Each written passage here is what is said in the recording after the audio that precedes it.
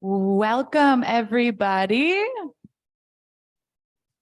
If you want to get situated, we're going to get started in just a moment.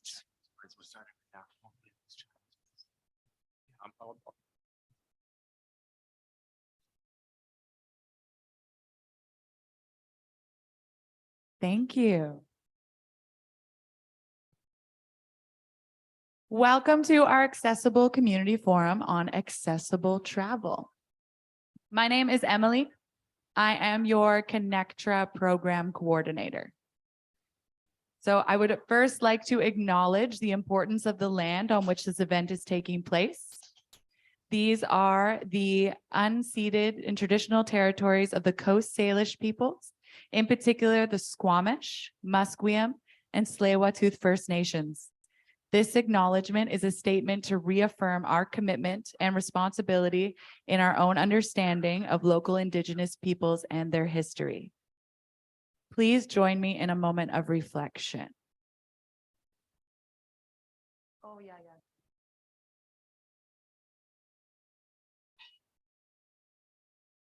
So thank you. Thank you for joining us and participating in this Accessible Community Forum on accessible travel, presented by the Disability Foundation and co-hosted by ConnecTra Society. The purpose of this forum is to gain insights and feedback from the community around accessible travel in British Columbia. Here at ConnecTra, we value diverse opinions and perspectives. We want this to be a safe and inclusive environment for everyone to share. So please be respectful of what others have to say and wait your turn to speak. For people in the room, if you want to raise your hands, I will come over and bring a microphone to you so you can be a part of the conversation. We also have people joining online who may type questions into the chat box. So I'll also be monitoring that and may chime in every once in a while with we have a question from the chat. This is the first time we're doing one of these in person. So thank you all for coming and making the trip. Please be patient with us if there's any sort of technical hiccups, knock on wood that there will not be, but we're learning as we go. So I want to go over a couple of housekeeping rules to start. This forum is being recorded and streamed to Facebook and YouTube. So for those of you online, you may choose to have your camera on or off. All participants will be muted upon entry. Again, this is online. To ask a question, type your question in the chat box or use the raise hand function under reactions in the bottom of your screen. A moderator will call on you and unmute your microphone. That will be you, Nicole. Use the chat for comments. If you require a screen reader, we recommend that you close the chat. We will be sending out a complete transcript of the chat after to all attendees. That includes everyone here in person. We send out the ACF summary survey results along with the transcript of the chat for everyone to view. Now I'll just go over the agenda.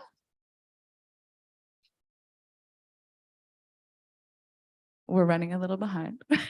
Here's the welcome. We will have the panelists introduce themselves in just a moment. Then we're going to have a discussion and our closing summary. Everyone will be out of here or free to mingle for a bit afterwards at 3 p.m. Now we will play a short video outlining some of our other programming here at ConnecTra. ConnecTra creates opportunities for people living with disabilities by providing information, resources, and programming geared towards greater inclusion and quality of life.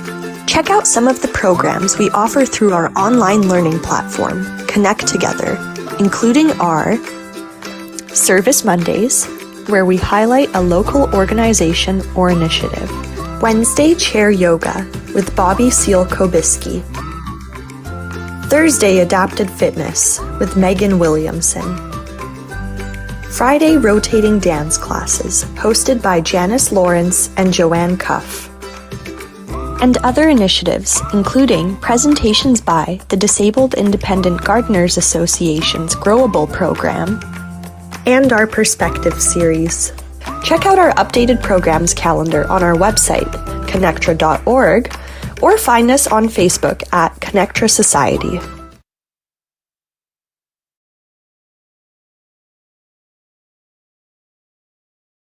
back on May 18th. That's a Thursday from 11 a.m. to 6 p.m. We've extended the hours to make sure people who are working during the day can make it, and also kids and youth in school. So you can register for that. You get early registration today for being here. So you can reserve your spot for free. There are little QR codes around that you can scan with your phone, or there's a website, abilitiesexpo23.eventbrite.ca. Okay, I'm going to go ahead and introduce our panelists and then let them introduce themselves. So first we have Parliamentary Secretary for Accessibility, Susie Shant. Thank you for being here, Susie. YVR Representative, Senior Accessibility and Inclusion Specialist, Marco Shiramonte. I'm hoping I can pronounce that correctly. Destination BC Representative, who leads Destinations BC's accessibility work and is also the Manager of Visitor Services, Kathleen Harvey. We also have the founder and CEO of Travel for All, a full-service travel agency specializing in global travel for people with disabilities, Tarita, who is online joining us, and we will highlight her after this slide is done. David Lyons-Black could not be with us today, unfortunately, had an emergency come up. So hopefully Tarita can field a lot of the questions, but David's email will be included at the end and part of the chat's transcript that gets sent out if anyone has any questions. Now I'm gonna let the panelists say a little something about themselves. So to start, you can use this mic. Hi there. Can everybody hear me okay? Excellent. So my name is Susie Chant. I'm the MLA for North Vancouver Seymour, so across the bridge and a little bit east. And I've been in that role since 2020. I was elected. Prior to that, and now, I'm a nurse by trade and was working full-time in community. And so I've had a lot of work with a variety of people who have been working with their own environment to remain in their homes or transition to other environments. I also am the Parliamentary Secretary for Accessibility, working with the Ministry of Social Development and Poverty Reduction. And in that role, I've only been in that role since last December, and I'm learning lots and lots about it. I also am very grateful to be here today on the territory of the Squamish, Musqueam, and Tsleil-Waututh Nation. And I also want to acknowledge that my riding is very much in the area of the Tsleil-Waututh, and I am very grateful to be able to live and learn and work in that area and be part of the stewardship of the land that they have been doing for so very many years. I'm really glad to be here with all these very distinguished guests. This is the first panel of this nature for me, so I'm learning. So if I'm hoping I don't embarrass myself. My friend at the back will let me know if I do. I'd like to also acknowledge Tarita, who is here with us by Zoom, who is a member of our Provincial Accessibility Committee, which is a committee that was put together in order to work towards implementing Accessible BC, which is the legislation that was brought into place in the spring of 2021 that we are working vigorously towards getting fully implemented. So Tarita is part of that. Also going to have a shout out to my friend Rick at the very far back, not as far back as he possibly could there, who has known me for many, many years, too many, and is going to stay at the back and laugh at me today, I think. Just to let you know, a quick overview of my mandate as the Parliamentary Secretary for Accessibility. Many of you will have known Dan Coulter, who I am picking up the mantle from. Dan is a marvelous colleague and a marvelous friend. He is now the Minister of State for Infrastructure, so he's gone on to another portfolio entirely and passed this portfolio on to me, for which I'm very, very grateful. And my job is, as I said before, to ensure BC's accessibility legislation is well understood, is effective, and is working to make BC more accessible and inclusive for everyone. Premier Eby has been very clear that this work is reflected right across the government, and that's another one of my roles, is to work with other ministries to make sure that they have also an accessibility lens in the work that they're doing.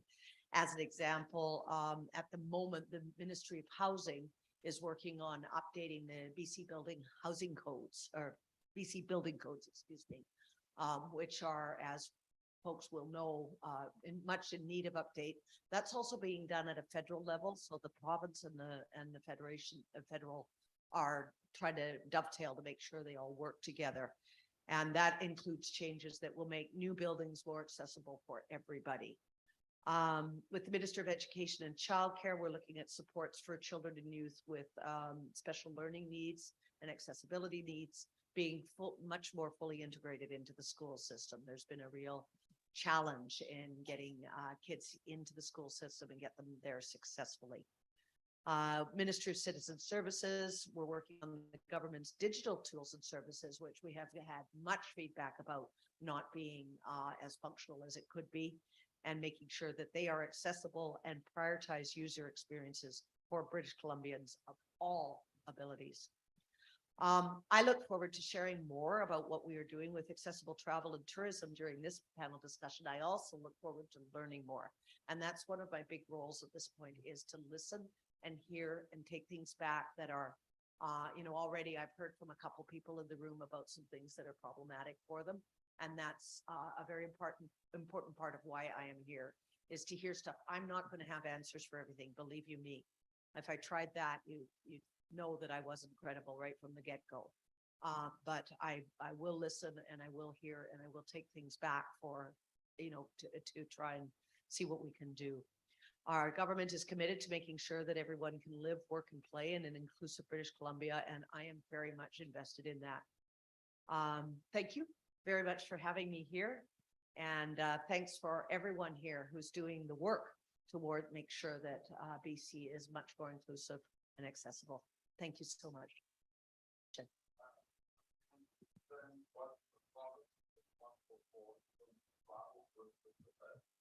I'm going to leave that to later in the discussion, because I'm hoping it'll possibly get answered. And if it doesn't, we'll deal with it during the question period, if that's all right with you. Thank you so much. Thank you. Your turn. Thank you, Susie. Hey, hello everyone. My name is Marco Chiaramonte, Senior Accessibility and Inclusion Specialist here at YVR. So my role at YVR is to really look at how we can make YVR welcoming, accessible experience for everyone, for our passengers who come to YVR. I work with the Passenger Journey program. Just want to bring up my notes here. And our strategy at YVR is to focus on the practical applications of universal access and developing an environment that is welcoming and inclusive experience for all customers. And that includes engaging with our community partners to help advance our accessibility and inclusion plans and programs. And this really helped us to ensure that we're meeting the needs of our customers and co-creating our plans, working directly with the community so that we can deliver meaningful and inclusive access throughout all of our touch points.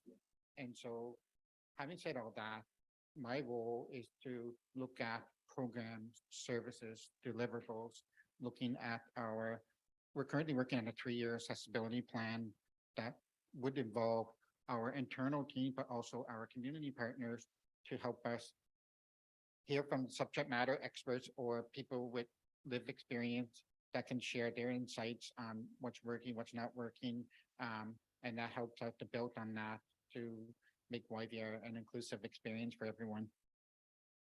Thank you. Hi, everyone. It's great to be here, and I appreciate the audience and the invitation to attend today.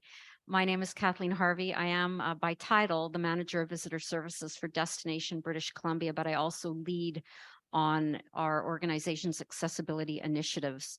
I'm just going to take a quick sec and just maybe highlight what Destination British Columbia, or DBC, is, and how we fit into the tourism ecosystem in the province and to some extent within the country.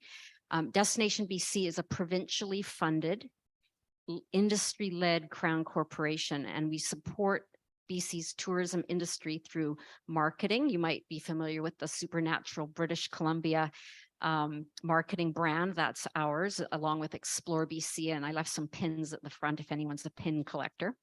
So we do the marketing for tourism in the province. We also work with communities and tourism businesses and destinations on what we call destination management or development. We provide a lot of industry learning, community-based programs, and of course, visitor servicing, which is my title. I look after the visitor centers across the province. Through our work, we help improve the visitor experience as they're traveling to and within our province. We support businesses and communities across BC, and we try to strengthen our province's reputation within the travel sphere globally. I am the lead on Destination BC's initiatives when it comes to accessibility that are outlined in our accessible tourism strategy and action plan. This includes outreach to tourism businesses on the importance of accessible travel. We provide key information to travelers that are planning a visit to our province through our consumer website, hellobc.com.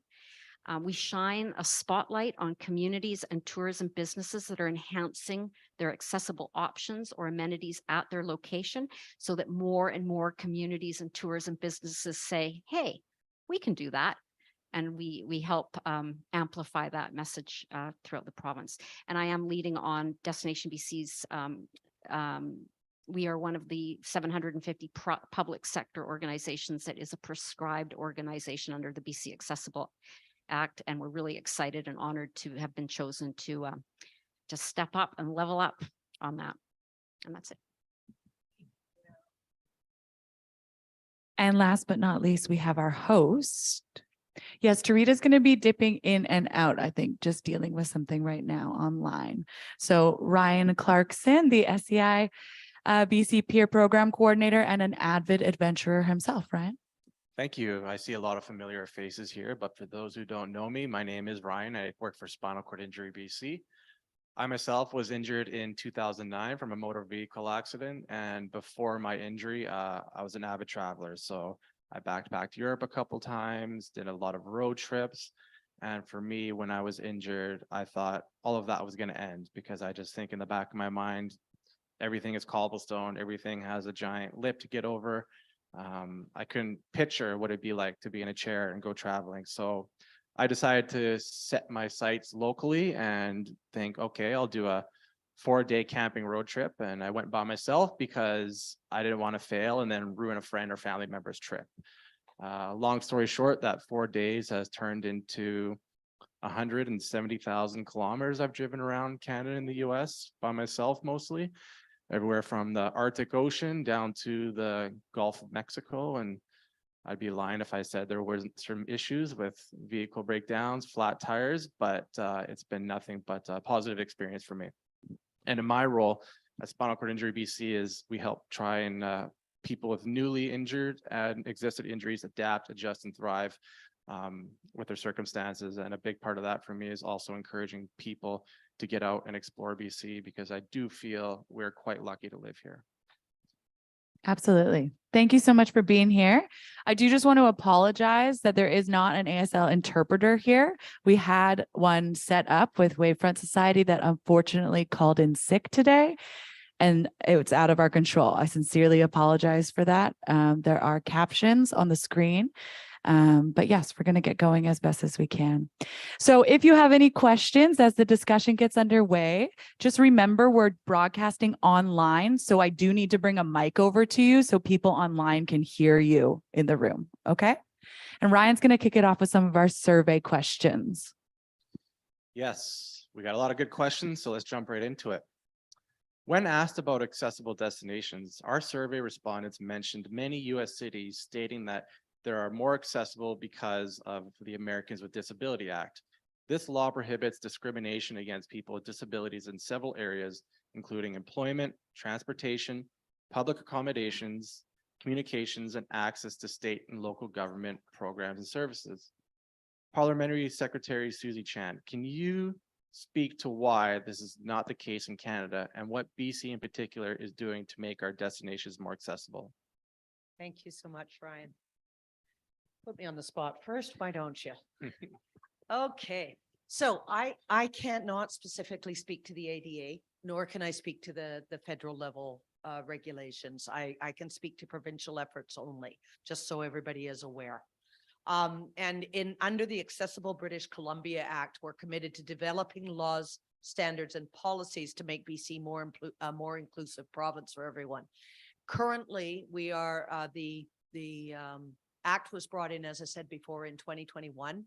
We now have, we're working on a variety of standards. The first two standards we're working on right now are employability and service accessibility, which is what our provincial accessibility committee determined were the highest priorities out of the work that needs to be done, of which there is lots. And we're looking at removing barriers, promoting fairness and equity, and supporting a culture of inclusion throughout BC. The Act helps us integrate accessibility into everything that we do: workplaces, buildings, customer services, information and technology, transportation, and also supporting the development of accessibility standards in all of these areas. Our work is shaped by the UN Convention on the Rights of Persons with Disabilities and the principle of nothing about us without us, ensuring people with disabilities have a direct role in shaping legislation going forward. So what that means is we're working very hard to hear through working with stakeholder groups, working with a variety of folks that have lived experiences, have experience as support networks, etc., to work towards making it that it's no longer can I do it, but it's will I do it. It's out there for me. I can do it if I want to. However, the barriers are reduced or removed entirely. And that's what we're working towards. It's slow. I think pretty much everybody in the room knows darn well that the snowplow comes by, plows over the dip in the curb, and you're sitting there going, okay, now what do I do? And who thought about that? And who put the effort into doing something about that? So that work is happening. It's at the working stage, and it's going to be at the working stage for a while, but we are working at it hard. And it is a very high priority for our government and will continue to be so. Does that answer the question? Ryan, do you feel like that answers the question, or is there something? Yes, I know we're gonna have a question period. We got a hand or two, and we can actually jump on that right now. I know Jacques has a question. Okay. Hi, Jacques Courteau here. The BC government is, like a lot of governments, about 30 years late in starting this initiative. There's a lot of work that's already been done in many jurisdictions on this. Does the BC government intend to not reinvent the wheel and use as much as possible? Absolutely. Who wants to work as hard as we should? If we were reinventing the wheel, we'd be working way too hard. No, sorry, I'm a nurse. I'm practical. If the work has been done in a lot of jurisdictions, as you know, we're actually leading edge in some areas, and in other areas we're taking from places that have done a good job. So yes, there's been a very thorough review of not just Canadian, but other jurisdictions of the work that they're doing and have done to try and bring the best of worlds together. So thank you for the question. Thank you. Thank you. And if any of the other panel at any point when there's a question feel like they want to jump in, by all means. Kathleen, you're sitting next to me, so perhaps I'll ask you a question. Can you tell us a bit about the accessibility work Destination BC has done, is currently doing, and plans to do in the future? Okay. Wow, that's Quite vague and large, yes. All right. So I want to so in 2019 is where for us at Destination BC, it really became a core piece of work that we were doing internally. And that was to work with industry to enhance what they were doing already, to your point, but to encourage more development in terms of accessible tourism, because our goal at Destination BC is really to make sure that BC is a welcoming destination for everyone, regardless of ability. And in order to do that, we felt that we needed to do kind of three things, I guess. So first of all, we created a 3-year strategy and action plan, which we've been working through. And the initiatives include educating industry on the importance of accessible tourism, And we do that through an online learning center that has a number of different accessible tourism resources for industry to look at, tip sheets to becoming for an accommodation to become more accessible, or an attraction or an activity to become more accessible. That nature. And there's a number of resources for industry on our website. We also thought to ourselves, we know that there's a great deal of great stuff happening across the province, but how do we tell consumers, or how do we make it easier for people planning a trip to British Columbia or around British Columbia to find out what businesses and experiences have some degree of accessibility? And then they could look a little bit or maybe phone that accommodation or phone that attraction before they go to find out if it, if it meets their needs. So we started to pull all that together, that information together from the tourism industry, and showcase it on our consumer website, Hello BC. And now it's easier for consumers to find and filter down to what accessible tourism experiences exist. And then the third pillar of that is really to, as I said earlier, to celebrate or to showcase or shine the spotlight on businesses and communities in BC that are doing great things, and hopefully to encourage more and more communities and businesses to level up and do more. And a case in point for that would be, I just was up in Prince George at the annual Tourism Industry Conference. Destination BC sponsors the Accessibility Award, and I was proud to give that to Sports Surrey and the City of Surrey for the work that Surrey is doing around accessible tourism, but accessibility in general, in particular in the sports realm. So that's kind of what we've been working on and will continue to do. So we just, we also, as I mentioned, are a prescribed organization under the BC Accessible Act. So we're spending a lot of time right now working on what will be our Accessibility and Inclusion Committee. Within a couple of weeks, we'll broadcast that opportunity for people to be part of our accessible community or committee for tourism. We're also working on some of the other requirements that are stated in the legislation.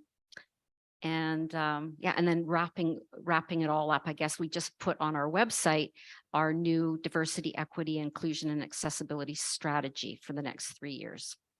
When you can visit that if you'd like. Can you give an example of what type of businesses you might find on the Hello BC site if I were a tourist myself looking to go to different regions? Sure. Thanks, Ryan. So hellobc.com is our consumer website, and it's a big monolithic website. There's about 4,500 tourism businesses listed on that site: accommodations, attractions, museums, trails, whale watching, activities like everything that British Columbia has to offer. There's a lot of itineraries on hellobc.com as well. And in the accessible tourism section of our website, we pull out some of those more accessible itineraries. And I think we've got 13 accessible tourism itineraries and first-person stories about accessible travel in the province. There's also in the accessible tourism area of the website a number of external links to resources that might be helpful for people traveling in British Columbia that have accessibility requirements. So they link out to the provincial guide dog policy, for example, or some of the other resources like Access Now, which is like an online mapping system. And so there's a number of links externally because we can't do it all, but this is hellobc.com becomes a bit of a center, a holding place for a lot of that information. So you can go to hellobc.com, click in the little search window, accessible travel, and you'll see what we have to offer. And there's quite a bit up on the website. Does that answer your question? It does. Thank you. Ryan knows the website pretty well too. Speaking on websites and external links, that might be a good segue to this question. If someone was wanting to start their research on their own, can we speak to some organizations, resources dedicated to accessible travel that might be available to them? And please chime in if you know of any from the audience here as well. You mentioned Access Now. That's a really good one. Yeah, Access Now is a crowdsourcing platform. So people that are traveling feed into that website. It's not owned really by any one company or person. So it's crowdsourced information. And it's worldwide actually, but they do have a segment on British Columbia.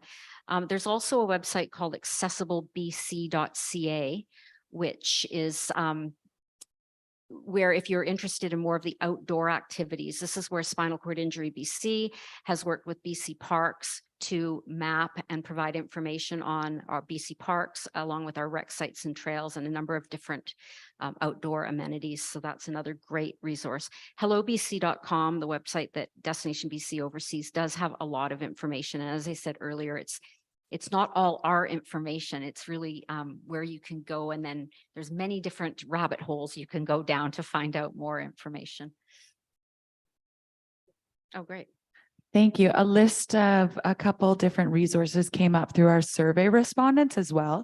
And just if you can't take all of these notes down, know that we have somebody recording. Gail in the back is recording resources mentioned, and they will be sent out to all attendees of here, a list of resources as well.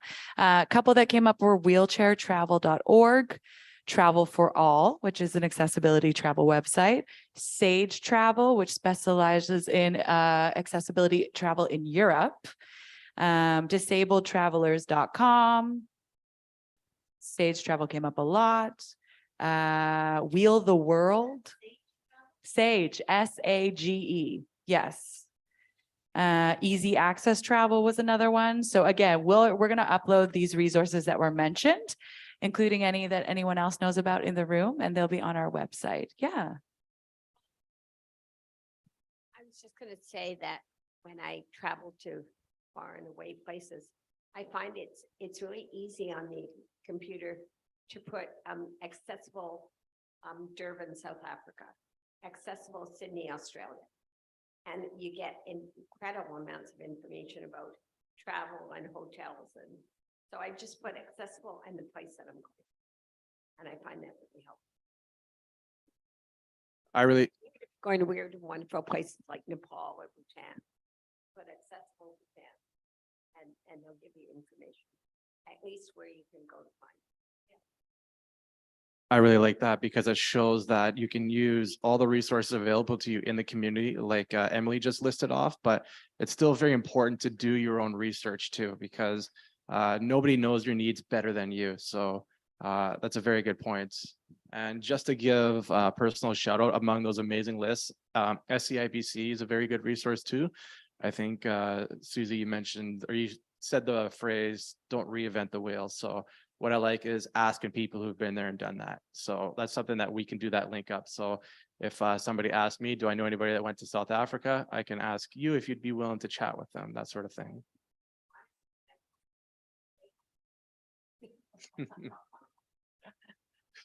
Fair enough. Thank you.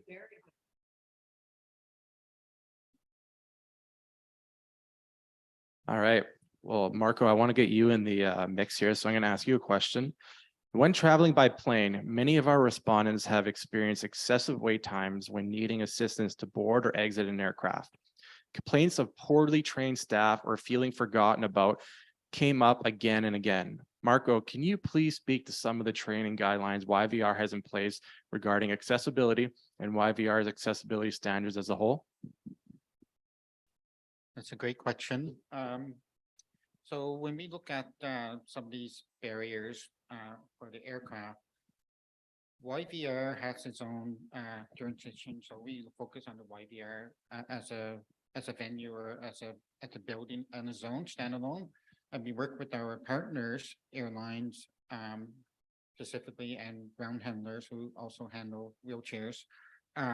So there's a lot of complexities around the process through when people arrive to curbside and who may need assistance to get to the aircraft. So we work very closely. Well, let's start off with that YVR wants to go above. We at the bottom of at the heart of everything that we do, we go above and beyond the regulatory standards that's set through the Accessible Canada Act, the Accessible Transportation for Persons with Disabilities, transportation through Canadian Transportation Agency.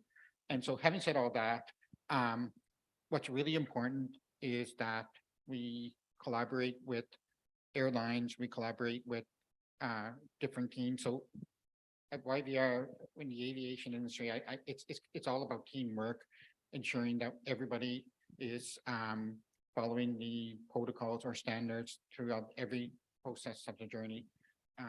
One of the key things that I like to highlight is when there's certain things that I don't address in the sense of how the wheelchair gets on board to the aircraft. So there's the communication between the airlines who would take on that responsibility. And I do sit on monthly meetings with airlines, or I have just sat on that committee just a month ago. And so that's an ongoing process of engaging with our airline partners to ensure that they respect people's properties going through the airport. And I do recognize that, you know, when wheelchairs get damaged and it becomes an inconvenience for that individual. And sometimes that can take a really long time because the repair takes time to repair. But at the same time, it's really important for ensuring that travelers have a positive experience when going through YVR. Yes. Thank you. We have a question online. We have an online question for Marco, Mr. Chiaramonte. First, thank you for all you do for people with disabilities at YVR. This is coming from Adeo online. I'm hoping I'm saying that correctly. My question is there an accessibility committee in place at YVR that one could be a part of?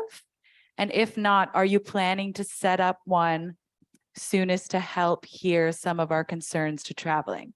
How can we get an invitation to be a part of what's going on at YVR?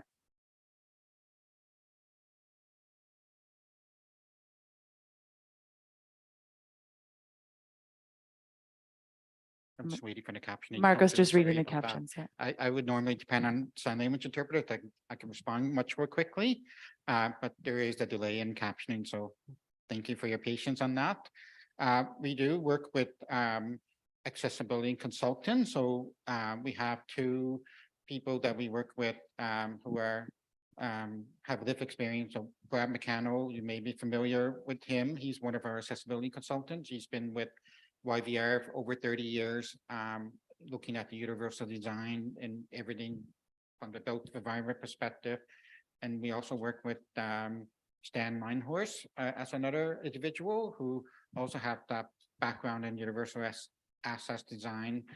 And we do work with community partners. So right from CNIB, Wayfront Center, we work with Disaility Society, and other various community members so that we get those feedback from those people that can really help us do the right thing and build that's purpose built for the community.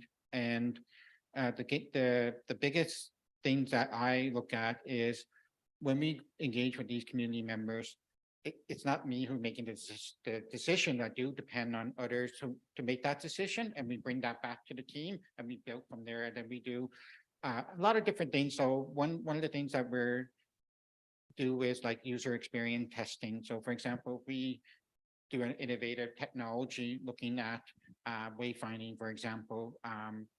We just over the fall, we had Be My Eyes, which is a digital wayfinding tool that also can do tasks, or has a camera position on a smartphone, and the user will connect with an interpreter, like a third-party interpreter that can share that information of their environmental surroundings. So we did a trial on that, and that helped us understand whether that's a good tool or not a good tool. So we bring people from the blind or partially sighted community to test those devices out, and we get feedback on that. And that's what's really important is that collaborative approach with our community partners, so that they also have a say, and that's what makes YVR go above and beyond those code regulations.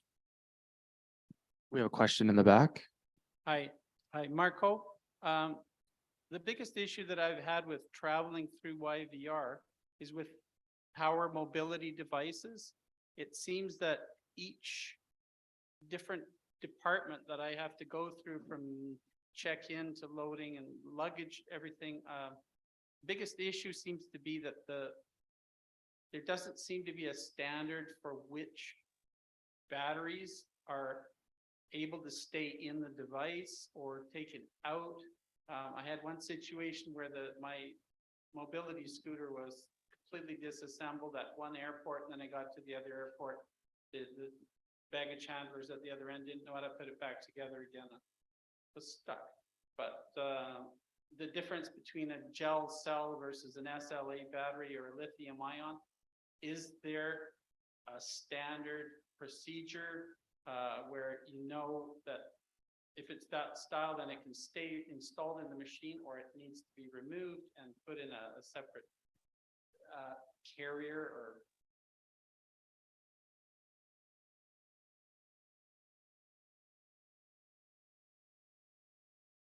Yeah, there are regulations to accessible transportation for person with disabilities, and there's a list of provisions that airlines have to follow, airports have to follow, and so when we're talking about, assembly and disassembly a wheelchair or the battery, that at YVR, I understand that it's with the airlines or the ground handlers that provide that kind of process. But there are training available that we like at YVR with YVR staff. I just want to hold the mic on the table.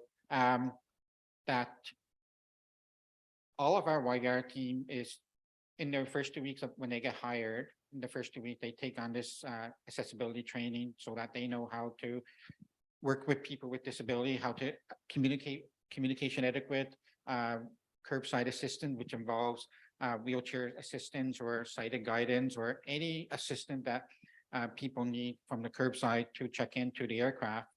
And we understand through the process, there's other complexities around wheelchairs itself, like who's responsible for that. And my response to that is it would be the airline's responsibility to or the ground handlers to provide that assembly. YVR staff does not do that. And the reason behind that is through the regulations, it's pretty complex. There are some gaps. We recognize there are some gaps, and this is where your feedback is really important for me to take away and bring that forward to our working groups through airlines and so forth. Because that's where maybe there needs to be a cultural change in how people handle wheelchairs, for example, and ensuring that they don't get damaged from point A to point B. I hope that answered your question. I guess it's not all that clear to me as to whose overall responsibility it is. And if you were stuck at the airport, who would you contact?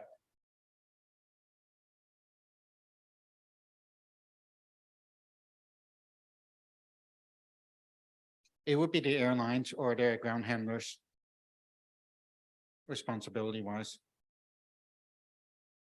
I will add, it feels like a common theme among some of these answers is going to be, it's very important to do your due diligence. So I know a lot of airlines have a specific accessibility number that you can contact and ask these questions.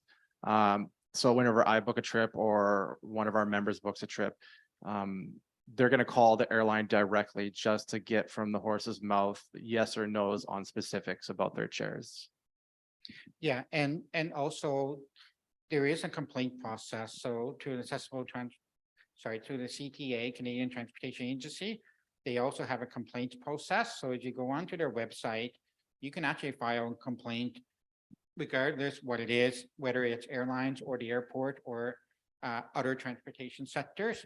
There is that process where that could end up being in a mediation process and to resolve whatever that issue might be. And understand that YVR is a transportation hub that partners with many different airlines. So there's many teams or players in place, operations. And so we know that I recognize that the feedback that we get based on what they share. We do investigate those complaints, and whether we hear, oh, someone's chair has been damaged in this journey, we will ask for some details so we can investigate further and bring that forward to our airline partners. We have a follow or another question in the back. Yes, I have managed to travel overseas, within England, within Italy, within France, all very old countries with old infrastructure. However, I have not been able to travel around BC without the ability to drive, which has rendered me locked into Vancouver. And I don't mind asking someone for a ride somewhere, but many people are busy. And a few years back, I wanted to go to Whistler, and there was not one way for me to go to Whistler except pay for a very expensive taxi ride. And I've tried to go to Benfield, I've tried to go to Victoria, to Mid-Island. I come across the same difficulty. And I was wondering, within each of your units of your mandates, what have you done and what are you looking at for accessibility for anyone who's able, but does not have the ability to drive? So I'm disabled in a chair, and for 10 years I had no ability to drive. My husband, for the past 6 years, I've been taking care of him. He does not have the ability to drive. And there's another family that I'm helping and assisting. They do not have the ability to drive, but they're a family of 3. And how are you addressing, it's nice to have a Hello BC hotel in Osoyoos, but how do I get there? I'd love to go to Whistler, but I haven't been able to for years. And I've asked my daughter, but then she's scared. While we ski, what are you gonna do? How are you gonna stay warm? Where are you gonna wait for us all day? And so if you could each address that. And within YVR, I know we have Canada Line. However, if you're arriving, everybody parks into the disabled 2 spots. How do we manage to know where to get a taxi for our luggage and chairs that are in pieces and everything? So that seems like a general panel question. I'm not sure if anybody wanted to touch on what sounds like the lack of accessible options for getting around the province. Okay, I'd like to start over there. All right, yeah, it's an excellent question, and I appreciate you raising it. Transportation does seem to be the key, where there's a significant gap in my limited experience in this space. What Destination BC can do, because we don't have jurisdiction over a private tourism business's operations. But what we can do and what we do is continue to try in the tourism industry to express the importance of accessible tourism, to try to convey the the business case for becoming more accessible. So if you're a coach line, for example, and there are many, coach lines in the province, but not many that are accessible. So we need to continue to bring awareness to the business on why they should do this and how they can do it. We amplify funding opportunities that, whether they come from the provincial or the federal government, we send those out to them. We encourage as much as we can that they look into this and they do a bit more work. So it's really, from our perspective, it's about continuing to educate and explaining that this is a significant gap in a very important tourism market. What else did I write down here? Yeah, and then, I was just, as I said, I was up in Prince George at the tourism industry conference, and I had a lengthy conversation with a gentleman who's now the general manager of a transportation company, a coach company that does go to Whistler and in other parts of the province as well. And we talked about this very issue, and he explained the business constraints, but they're all in, like they want to do it. They just have to find the financing and get past the barriers of doing it. But I think it's continuing to have the conversations as much as we can and trying to raise that awareness. But I hear you, and I have taken note. So. Looks like Susie's chomping at the bit to weigh in over here. Your definition of chomping at the bit is different than mine. So I do not have an answer. I have heard that a couple of times now. And I don't have an answer for you. What I do have is story from, for instance, Dan Coulter, who has experienced exactly what you're talking about. He does drive. However, for various parts of his job with the government, he was expected to fly around and, be in various rather remote destinations, and he had a terrible time. And for a variety of reasons. Because once he is without his vehicle, his independence was gone. And so that is something that needs a really good lens. I think my colleague Kathleen, sorry. Oh, I bet I will, because I'll be going. I think what Kathleen is saying is absolutely we need to encourage because there's so many tour providers that access parts of BC with, all the folks that flood in here when we're not dealing with COVID.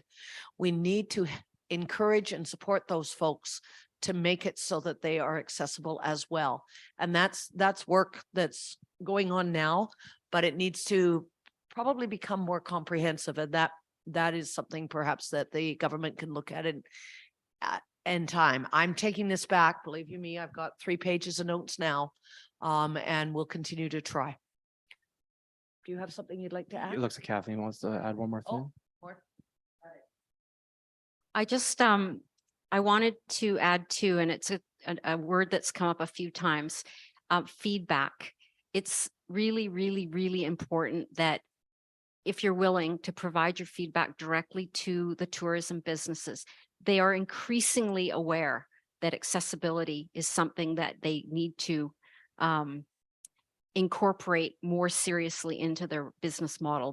They're hearing it all the time from us and from the government. So they are listening, but they don't necessarily know what to do or how to do it. So please provide your feedback. They're open to it. They need to learn from the users of their products, and also just and I don't know the specifics, so I'm dancing outside of my territory here, but I know that you mentioned taxis. Recently, there has been a number of $3 million that have gone out in grants to, I shouldn't be, like I say, I'm dancing outside of my world here. It's grants to private taxi operators to become more accessible. So that's come down from the provincial government through the Taxi Association, I'm imagining, but $3 million. It's in the last 2 weeks that this has happened. So yeah, a month ago. I was going to say, I have difficulty with places like Whistler and Big White that have adapted ski programs and have summer adapted programs for people with disabilities and people in wheelchairs. And yet you cannot get there from Vancouver to Whistler. Exactly. You cannot get there from Vancouver to Big White. Yeah. If you're in a wheelchair. Yeah, So they set up all these programs, but unless you have somebody to drive you, you can't get there. yeah. Thank you. Thank you for raising it again, all of you. My question is for Ms. Chant. The ADA in the US mandates travel industry partners to do things like provide accessible hotel rooms, accessible buses. Is it the intention of the provincial government to make the accessibility standards for the travel industry mandatory? Because that would resolve a lot of the issues with regards to the partners who say, I don't have the money. Accessibility should not be dependent on cars. It should be something that is a right that people can claim. So my question is, does the BC government intend to make those accessibility standards mandatory for the travel industry? I'm thinking. So I'm not going to speak to what they're doing in these excited states because that's outside of my jurisdiction by a goodly amount. What BC is trying to do is catch up on years and years and years of not doing a lot and not doing enough.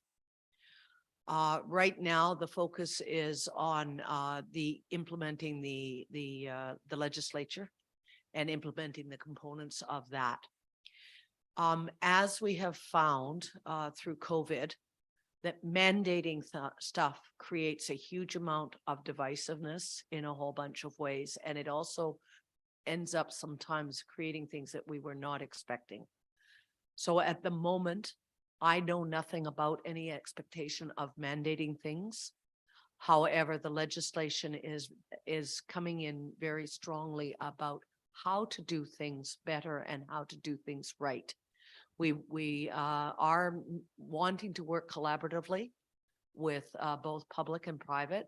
The government absolutely can work with the public side and say thou shalt.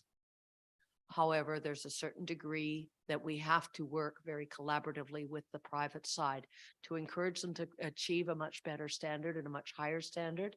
And as Catherine was saying, a lot of the places want to do that and don't know how. We're certainly able to help in providing guidelines and standards as to how things can be done and try to support them to do those things.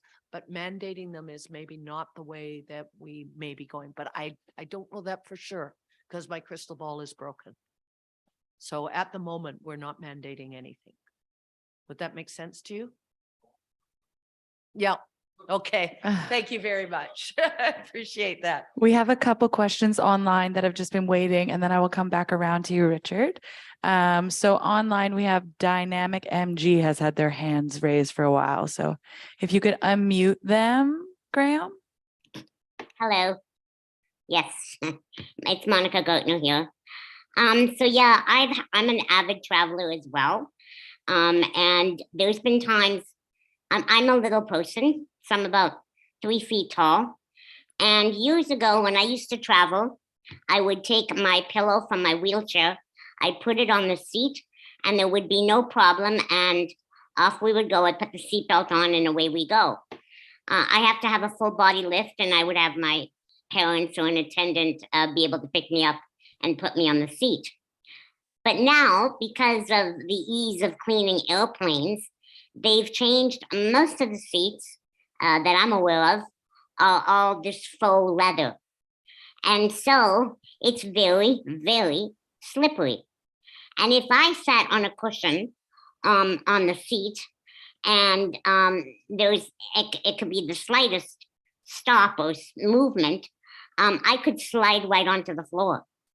And so what I did is the first time this occurred to me, thankfully there was a steward that had some common sense and he grabbed some medical tape and taped my cushion to the chair.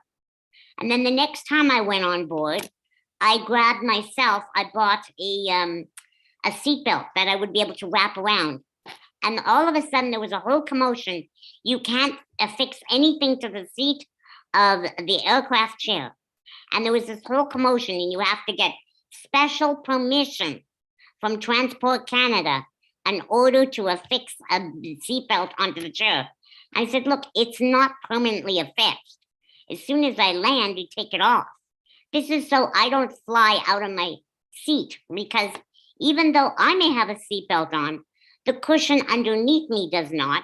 It will slide, then there's more room, and I will slide, and I will get hurt. And I don't think we want that. So that was quite a bit of a commercial, and I ended up having to call Transport Canada. I got permission to do so, and the next time I flew, I advised them of it, but they never got the message. So there's also a problem with messages are not getting through from when you get approval to the airline to the check-in. They don't get the messages from Transport Canada about something that's been allowed or not allowed. And so that becomes very problematic. And the other issue is, yes, there is an issue with wheelchairs getting broken upon landing or at your destination. And some of these airline people have a bit of a flippant attitude. Well, don't worry, we'll pay for it. Well, that's all nice and dandy. But now my holiday is now in jeopardy, or my conference, because now I can't move my wheelchair properly. So it's so easy to say, don't worry, we'll fix it. Somebody's got to fix it. But the problem is, it's not like you can go out and buy yourself another pair of shoes.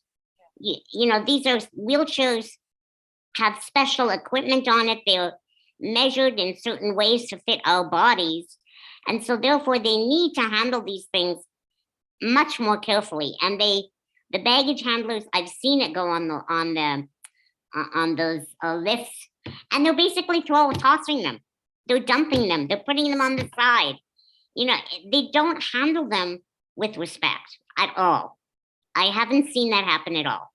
So it's very frustrating. My final comment about my frustration is some airlines allow you to go up to the gate and then transfer out, and some make you wait in the waiting room for hours and you have to get out of your wheelchair. And this is also problematic, because when we are in a wheelchair, speaking for myself and probably for many people, that we need to stay in that chair for as long as possible so that we don't get more discomfort. Because when we are out of our wheelchairs and we're in the cabins inside the craft, it is not a comfortable seat for us. As a matter of fact, I would love the day when we can remove a couple seats and have an electric wheelchair park where a seat is and have an electronic tie-down system like we have in vehicles, so that we're not so discomforted. But until that happens, it's imperative that we stay in our wheelchairs for as long as humanly possible, and give enough time, of course, for them to take the wheelchair and put it in the belly of the aircraft. But these are things that probably the average person that's not in a wheelchair would not think about. So I'm glad there is this type of a forum, and I hope that some of our suggestions, and all of them, would be brought to the forefront, and it made easier for people with disabilities to travel, in my humble opinion. Thank you. Thank you, Monica, for that feedback. And it is important to be having forums and discussions like this. This is the common theme, so that we can understand what is going on in the worlds of travel and what needs to be addressed. Marco, can we talk to it all? Any experience with Transport Canada and those complaints not being relayed to YVR? Again, if you don't know, that's fine. I think that's beyond the scope of my role at YVR. But your feedback is really, really important for us to hear, because all these feedback helps with the continued improvements that we can bring forward to our partners, and we do that. We action all the feedback that we receive. We do action those items so that we bring it forward to the airlines or whoever our airline partners or airport partners are. We do bring those forward and have these conversations. And I recognize, yes, I understand that the barriers and the impact of from the accessibility point of view, where yeah, it would be, the airlines, the story that you shared, it's really important to help us recognize that. And some of these things are beyond my control, but at the same time, I'm not avoiding it, but it's more about collaboration and working with our partners so that we can resolve some of these areas. And some of it's challenging, but at the same time, there are regulatory standards for airlines. So some of these things with the aircraft, the airport, the airplane itself, it is beyond my control. But at the same time, we do relay those information. I think next time we should try and have an aircraft specialist in the room. We've got one more question online, and then I'm going to come to Richard, and then I will come over to you, David. Anne Marie, that is online. Anne Marie Davidson should be unmuted. Yep, now I am. Thank you very much. So I teach at Kwantlen Polytechnic University, and I am the newly minted co-chair of our accessibility committee. I'm also a person with a severe physical disability, like my friend Monica, who was just speaking, but who has had the privilege of traveling around the world. And I actually find it embarrassing to have to say that BC standards are so much lower than other places in the world. This is one of the most beautiful places to live, but it is not one of the most accessible places to live. My husband and I just spent many hundreds of dollars to spend a nice weekend in Bellingham. We would have liked to have spent that money in BC, but the reason we went to Bellingham was because the law in Bellingham and across the United States says that they have to provide pool lifts if they provide access to a pool. There's nothing like that in BC. The minimum standards for things like parking spots, having van accessible parking. There are so many simple, obvious changes that were legislated 50 miles away more than 20 years ago. And for us to say we can't do that here is embarrassing. I've been traveling in many places, and for the transportation industry, like Greyhound, you do have to give them 48 hours notice. But that's not a huge deal because people with disabilities are used to having to plan everything they do with lots of foresight and lots of attention to detail because we have no option. And to be told that we can't tell bus companies here that they have to provide accessible services because it might cause division is, again, embarrassing. I don't know how, as a province, we can say that we are trying to make a culture change that respects people with disabilities when they know they can be treated better 50 miles away. Thank you. Right? I actually was one of the applicants for the Provincial Accessibility Committee. It would have been fun. I'm still able to speak to whomever you would like at any opportunity. This is really, really important for our quality of life. It's just embarrassing. Thank you so much for your feedback there, Emery. And again, I can put your email in contact with possibly some people that can speak to that. Does anyone on the panel want to take that? Yeah. Parliamentary I Secretary. think I better take it. Yeah, I think so.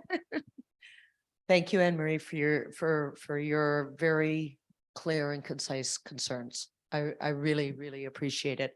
And I actually share your concerns, having worked in the environment for many, many years and worked with individuals trying to get through the barriers. What I can say as a member of the provincial legislature and as the parliamentary secretary of accessibility is that this work is ongoing. And we do absolutely welcome the feedback. I'm sorry you didn't make it to the accessibility committee. However, there are regular sort of stakeholder reach outs. And I would be pleased to have you, if you want to speak to me directly at another time, I'd be pleased to have that conversation as well. Because this is a big part of what I am doing is hearing and learning and bringing things back. So I really appreciate your candor and your willingness to speak to this. And all I can do is say I will do the best I can. Thank you. Yeah, my question is actually pretty much along the same lines as what she was just talking about. Provincially and I think municipally, we are providing licenses and permission to companies to do air transport, water transport, taxis, all those different types of companies. Can we not require that they provide a percentage of their services to people with disabilities? I think about this a lot. There are restaurants in my neighborhood that I cannot access, and yet they've got functioning business licenses. Why do these companies, or why are they allowed to have a business license if they are only providing their service to a select group of people? If you have a disability, you can't go in. Well, they shouldn't be issued with their license in the first place. That's my point, and that's good. It is a very good point. Hi, just to add to what Richard just talked about, I was in Gibraltar. Every single business was accessible, no matter what. And so why can't we do it in an area that is a few hundred years old? And I concur as well, because new businesses locally in North Vancouver do have a business license, but they don't have a ramp, they don't have anything. And I was in Paris, and the person got out of her little pharmacy store and said, "Let me get the ramp for you. I'm in London, I'm at the big central station, whether it's a tiny village or not, every single train station has an attendant that will run over and take you off the train. They're aware of it, they're noted, and it's centrally all registered, and without you doing anything, they talk to each other and they say, hey, we've got somebody in the chair. They'll be there for you when it's time to get off. So it's very, very, very easy to do. Yet I'm facing 10 years of locked in to Vancouver, not being able to go out of Vancouver. I thank you for raising that. Sorry, I don't know your name, but thank you again for speaking up. When you were speaking, what I was touched on a little bit for me was around training and training staff and employees on the front lines in businesses. And again, I'll speak to the tourism industry. We've got a lot of work to do for sure. And it is incumbent on the business owner for the most part to ensure that training takes place. One thing that we really promote in the tourism industry, there's an organization called Go to HR, and they are what we consider for the tourism industry, the training body, if you will, because as it was raised earlier, we're not going to recreate the wheel. We're not trainers, but Go to HR have a number of programs for the tourism industry. And I bet a number of you will remember from the 80s Superhost. So Superhost programming is still alive and well in the province of BC, and there is one of the courses that they offer that's very low cost and very well supported by the tourism industry is called Service for All. And so we continue to try to amplify that course out through the businesses. It's like $59 to put somebody through this frontline customer service training that drills down into helping customers that have diverse abilities, but also people from different backgrounds or different generations of travel. And so it's been well picked up, but I think we need more and more of that kind of training to permeate deeper into the industry. So I just wanted to raise that. It is, that there is an awareness out there, but we have a lot of work to do, clearly, Thanks for mentioning those, Kathleen. We do have one more question online, and then I will come around. Sandra online had a question. You should be unmuted in just a minute. Good afternoon. Can you guys hear me? Yes. Okay, so I'm just going to scroll up because I question on here, but it wasn't addressed. So I also am a traveler too. So I've been very fortunate. Being Indigenous, often that sometimes is a barrier, and race shouldn't be a factor at all. But my real question is that I have about those in need. They need to use scooters. For instance, like for me, I have mobility issues, and I was born with scoliosis and born with degenerative bone disease as well, and arthritis. So I have a lot of things wrong with me, which now I'm in my 50s.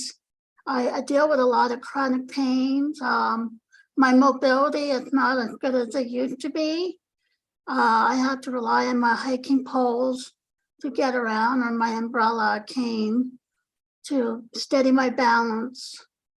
But what I wanted to say is, like, when I've done cruises, because I find they were the most accessible for me, because it's the only thing that wasn't accessible was the tour guide walks.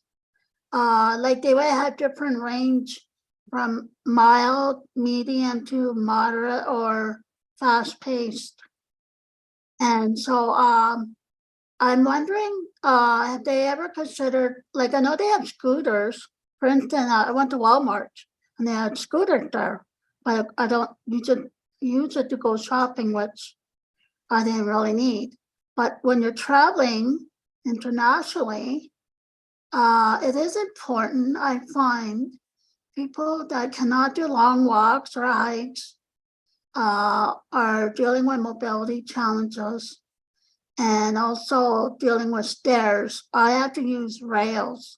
I cannot go up any stairs without rails, and I can only do a minimum amount of stairs. So that's my limitation.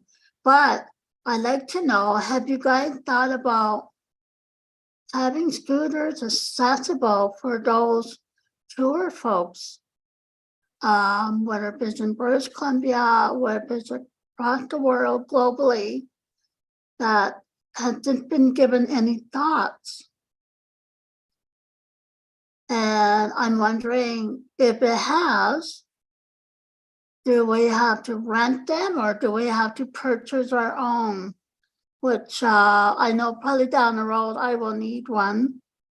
But I can't rely on my 4 children because not every one of them want to travel at the same time or can accompany me. That's my question. I hope you heard me. I can't really talk loud right now. We hear you and appreciate the question. So Yes. scooters and other mobility devices, is there any talk about including these at tourist destinations? Would that be on the municipal level, on the provincial level?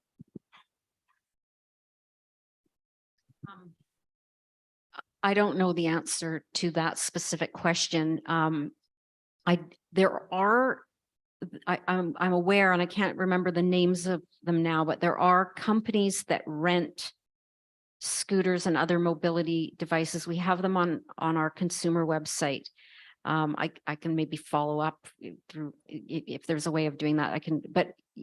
Yeah, it's a great idea. I think that there should be more of them. I have a feeling that these companies that I'm referencing are in the Vancouver area, and they should, potentially be further out. But yeah, I'll stop now.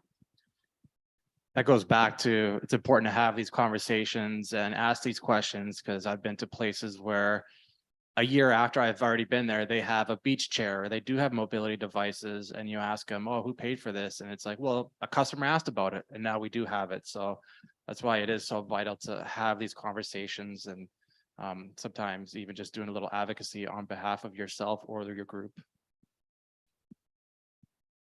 We have a question in the audience. Thank you. And thank you for the excellent forum this afternoon. I'm with United Way BC, and I hold the seniors portfolio for Metro Vancouver.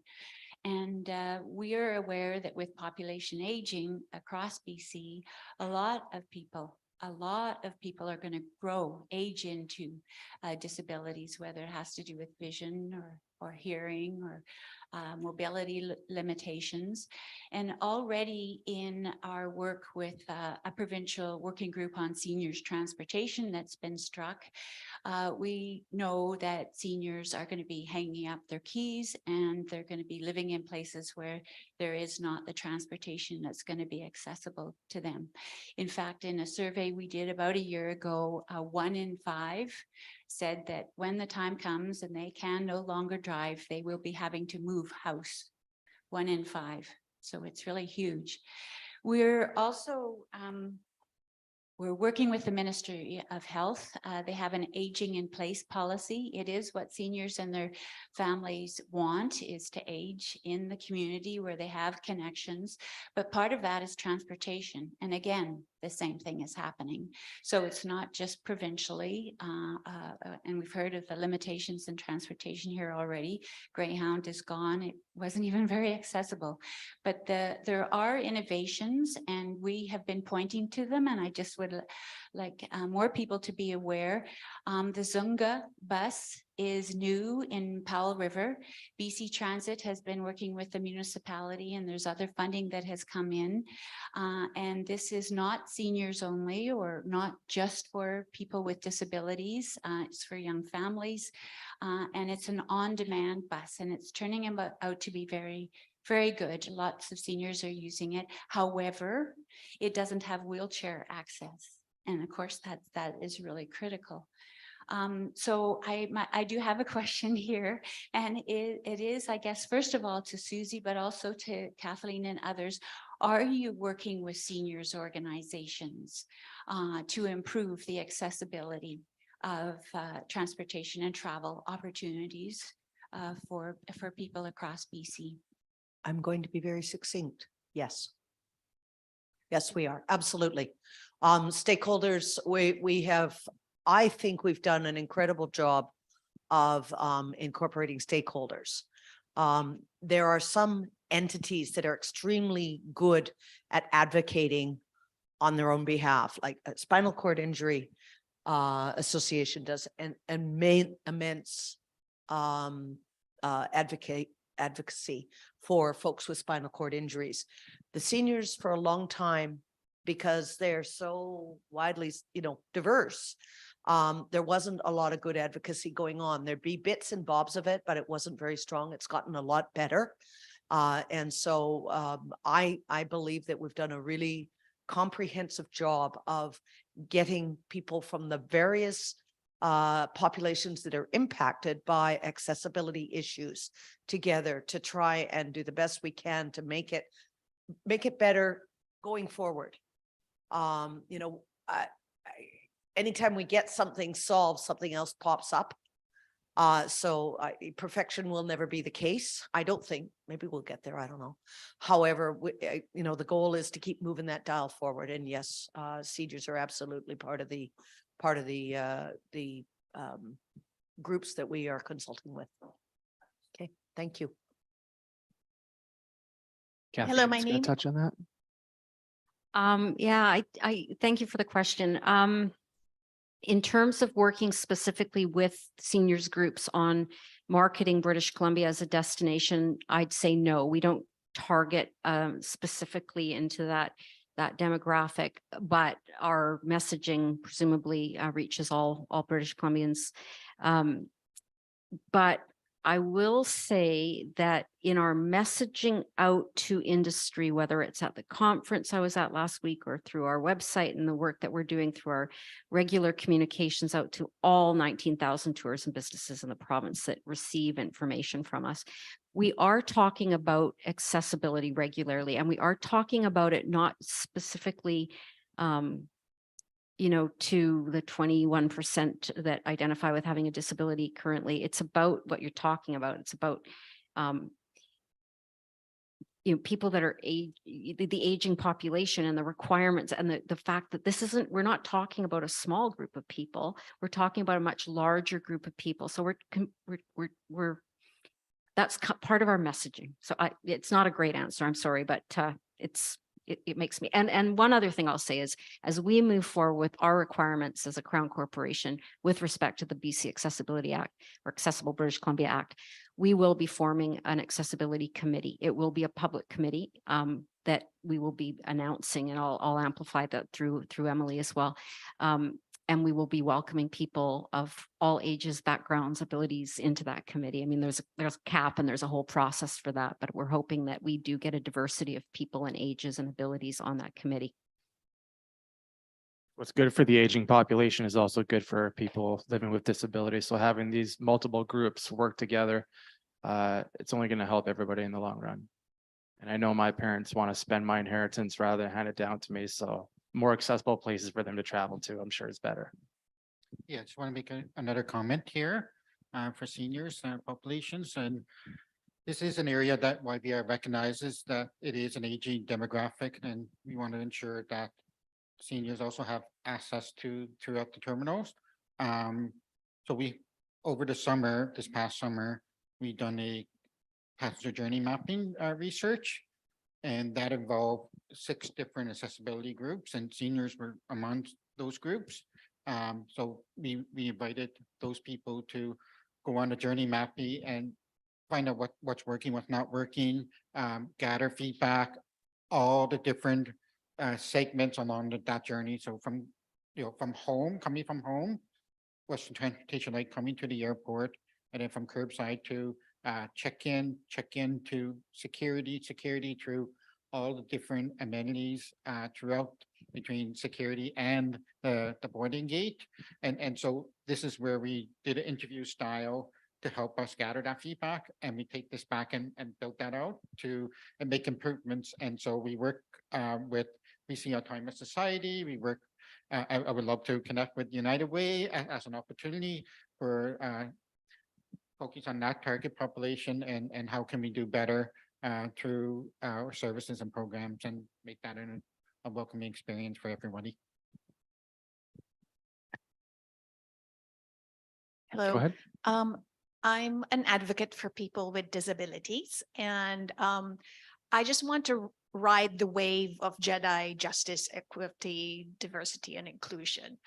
And I thought I'd want to bring it to your attention that in addition to accessibility of travel, I would like to bring to your attention to also make sure that the pricing of the travel be made equitable for people with disabilities.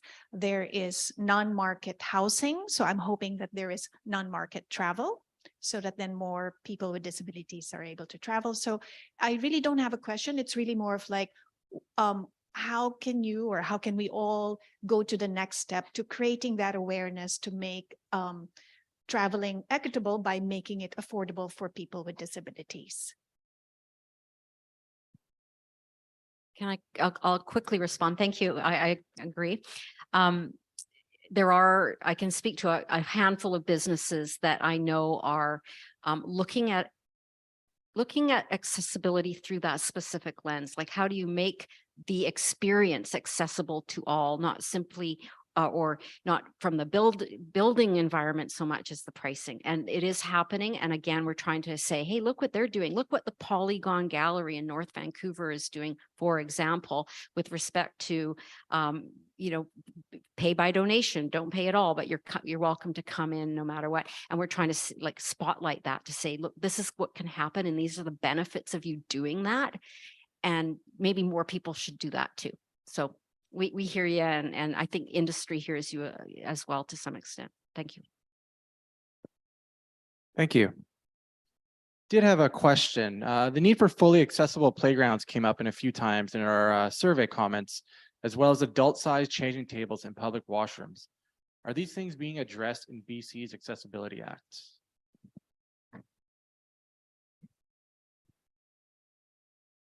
In time. Currently, as I said, we're working specifically on employability and service access. And there certainly is work being done around playgrounds at schools, making sure, that's part of the education component of things. And I also know that municipalities are doing some work in this area. The adult change environment, I have not seen a lot on. I actually have, this is the first place that I've had that brought up. So I'm going to be taking that back because that is not something that I have seen anywhere. So I'll be taking that back. But certainly in terms of playgrounds, both at municipal and school are working on those components and the others coming. Okay, thank you. Yeah, that came up in the survey from 3 different people. And I had never seen that in any of our survey feedback as well. So again, constantly learning and hearing about what's going on. Yes. Thank you so much. Really appreciate what the panel have had to offer, and a few things that sort of I would like to mention. The adult change tables. It came up last week at the Rick Hansen conference. And I just happened to go back to the town of Gibson's, and we're putting in new public washrooms. And I said, where's the adult change table? The drawings will come back to the architect. We'll have one. Now, how does someone get to Gibson's? The transportation issues. I've sat on the BC Ferries Advisory Board, and one of the biggest complaints is people getting on and off the ferry system. This is an arm, well, it's not a crown corporation anymore. It's sort of I don't know how you'd really define the corporation, but, it is subsidized with public tax dollars, and they need to be held accountable. Like today out coming down here, I walked onto the ferry. I couldn't even get to the elevator because there was a truck parked across the doorway. And this is the ferry operations system. But a couple of things I would like to mention. First of all, education. In Gibson's, we have a student on council. And it was actually our student on council that first said, I have accessibility issues in the community. He doesn't have any disability. He just, as a youth, cannot get around our community because of the lack of service through the bus company. So we struck a committee, and we've got 2 people on it who are in wheelchairs. And, we make little discoveries, like the handy dart can't get into the town hall parking lot. They have to unload at the street. And we talk about BC Transit, which the handy dart operates under the auspices of. Why can't someone from Vancouver take a handy dart to Whistler? Why isn't that service available? And it could be subsidized by the businesses in Whistler who are going to benefit from the people arriving with hopefully dollars in their pocket. On our accessibility committee, we've also included the chair of the Poverty Reduction Committee, because poverty is one of the greatest barriers to accessibility. But what I would like to go back to is through education, we're pushing back as seniors and people with access issues on a system. If at a school level, accessibility, that everyone should have the right to access. And if this was instilled in the education system, we wouldn't be fighting these battles today. But it's been something that's been totally overlooked. So I applaud that we have a student on council, that we're seeing things through the eyes of tomorrow. It's a huge asset, but I would really implore that the education system, I'm always saying, I was never taught this in school as I'm changing my parents' diapers. It's things we never expect we're going to have to do, but we do. And this should be instilled in the education system. And then it's not a problem. It's just a way of life for everyone. Building codes. Why aren't we just saying universal design? If everything were built with, no thresholds, no barriers, then aging in place is not a problem. We're all constantly having to reinvent the wheel because it was built badly. So, yeah. Well said. Very well said. Yes, Jacques. I have a number of comments arising from our discussion today that don't require an answer, but then I do have a question at the end. First of all, somebody mentioned the fact that it would be nice to have accessible seating on aircraft. They have been now piloting for the past 2 years with the aircraft manufacturers and the FAA, the use of foldable seats right at the entrance to an aircraft to which you could dock a wheelchair. So this is now underway. Like anything else for transportation, this probably takes a while, but it's now being piloted. Secondly, with regards to the use of helpers for armchairs on aircraft, I know there are training standards for this. My experience is that maybe 1 out of 10 knows what they're doing. The rest try to tell you what to do, as opposed to listening to us when we say, no, I need that strap around my shoulders so I don't fall out. No, you don't need it. So more training definitely required there. On road trips, I drive an electric vehicle. There's a sore lack of electric vehicle charging stations. It prevents me from going to places like Prince George and Prince Rupert, that kind of stuff.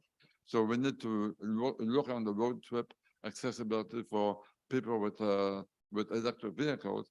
There's also, I believe, no subsidies in BC for people to put hand controls in their cars so they can go on road trips. So that's a real missing thing as well. There is right now Accessible Standards Canada, which is developing standards under the Accessible Canada Act, is looking for volunteers on the Technical Standards Committee for Travel. So if people listening to this conference have an interest in that, they might want to contact. It's on, I passed the information to Gail here, and so she will be able to pass it on to people who might want it. I used to stay in Victoria at the Best Western. Last time I tried to check, no longer any accessible rooms. They renovated them out. I thought this was illegal. I could not believe my ears. They don't have any more accessible rooms at the Best Western since the renovation. And now my question at the end. There's a number of accessibility committees that have to be created for the 59 or so organizations that are designated under the Accessible BC Act. In those accessible committees, there's a requirement for certain numbers of people to be persons with disabilities. Why is that? Because we have the lived experience, we have the expertise, we can assist. However, there's no requirement for any of those functions to be paid. And yet we know that persons with disabilities are amongst the lowest income groups. So, because this is a mandatory position mandated by provincial legislation, why isn't there a requirement that people serving on those committees have a stipend of some type for the work that they do, providing their advice? We are tired to be free consultants. We get to do that all the time. Somehow we're supposed to be grateful that we can put in our voice somewhere. I think that if we are going to be providing expertise, we should be paid for it. Thank you. We'll keep that back. Thank you. Yeah, that is a really good point. Thank you so much. You know what's going to happen is there's going to be competition for the number of those committees being required. There's just so many people that you will find who are willing to serve on those, unless it's a remunerated position. Oh, sorry, I should have been using the mic. My apologies to the people on Zoom. Brilliant, brilliant. Thank you. It's here. Thank you Yeah, very and much. just so everyone knows in the room and online, not only will a chat transcript be sent out, but a transcript of the captions. So we'll have a list of resources and things that are mentioned, like committees that you can apply for. That will all be in the wrap-up email that we'll send out. I just have Monica online that wanted to comment on something. So Monica, we can unmute you. Okay, hi. Yes, so someone mentioned making accessible travel more affordable. So I started a nonprofit organization about 10 years or so ago, and it's called the Canadian Assisted Travel Society. And what we do is we raise money for people with disabilities that require an attendant, and we pay for the attendant's travel expenses. So for example, transportation, accommodation, and a meal stipend. It is either all or part. It all depends on how much money we raise. We don't pay for the labor costs because there is a provincial government program that if you require an attendant called Choices for Support and Independent Living, well, then you would most likely be on that program, and that would be covering your labor costs. So I know it's tricky these days, especially post-COVID, finding people that will help you travel. But that is a service that we do provide, and we're in the process of gearing up for a fundraising event on May the 26th. So you can look forward to that on our website if you so desire. It will be updated in the next week or two. So I just thought people should know that there is some financial assistance available, because we send out or we have on our website a grant that people can apply for. And then there is a certain length of time. And then, we make a choice. We can only give out as much as we get in.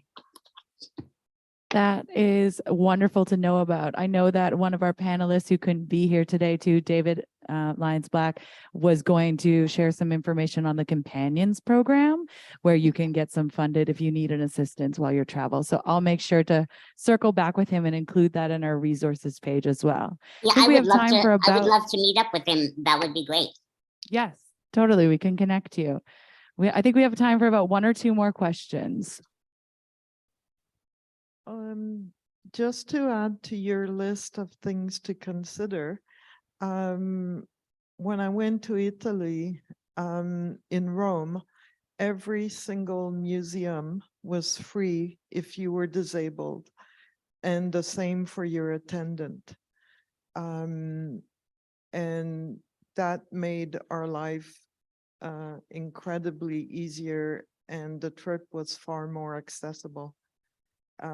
And it didn't, and in terms of looking at different lifts and things within a building, I was able to go all the way down to the 16th chapel. So if they're able to do it, it took me a while. I went against traffic, but I made it down to the chapel. So do take it back to your committees. That would be great. And if within Accessible BC, all the Lower Mainland and all the local government or city museum, it would be great to have funding for them so that anyone, not necessarily a mobility access, but it could be a hearing or a visual, do tactile, and maybe you could look at organizing funding to develop museum and local museums to be more accessible, or galleries. They're great ideas, great feedback. Okay, yes. Quick comment about equitable programs. About 15 years ago, Transport Canada put into place that if you're registered with the medical desk and approval by your doctor, that your attendant goes at a reduced rate in Canada. Now, and Air Canada, and you don't want to talk about companies, but this is really clear. Air Canada, you don't always have to have an attendant. Like if I go to Kelowna, it's 55-minute trip. I don't need an attendant.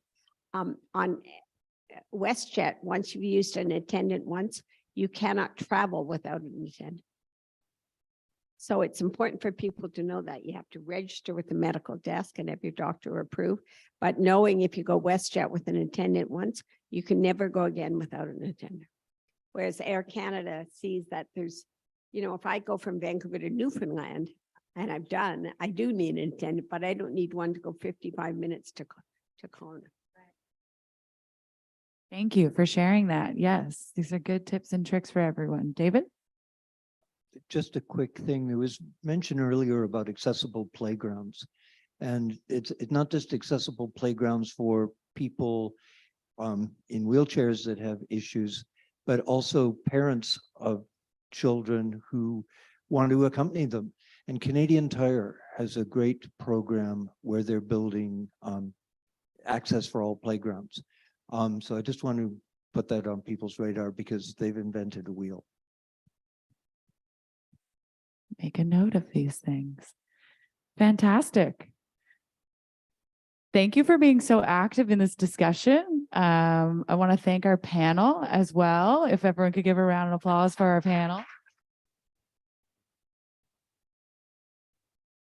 And our host, Ryan, thank you for helping facilitate this discussion.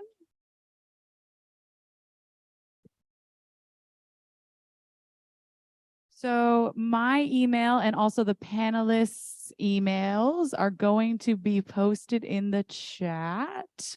I was like, let's just post my email in the chat for now, and then we can put the panelists' emails in the chat in the wrap-up email if there is permission for that. If you have any questions or would like us to follow up with anything, I am at echambersconnectra.org. It's on the website. Also, if you go to the info@connectra.org website, that's me. Don't forget to register for our Abilities Expo. There's a couple QR codes around here if you want to scan and get a free registration for that. Lunch is provided. We're going to have over 40 different vendors. There's 3 different keynote speakers. It is on May 18th. It's going to be a blast. It was last year. Just a great way to connect with your community and other organizations and resources that can serve you. And yeah, a transcript will be sent out. If you have any follow-up or questions or concerns, I already said you can email me. And check out our other programs and events at connectra.org/events. So thank you. We'll get you out of here before your parking expires. And Sebastian, thank you so much for running sound, Nicole for tech, and all the volunteers today.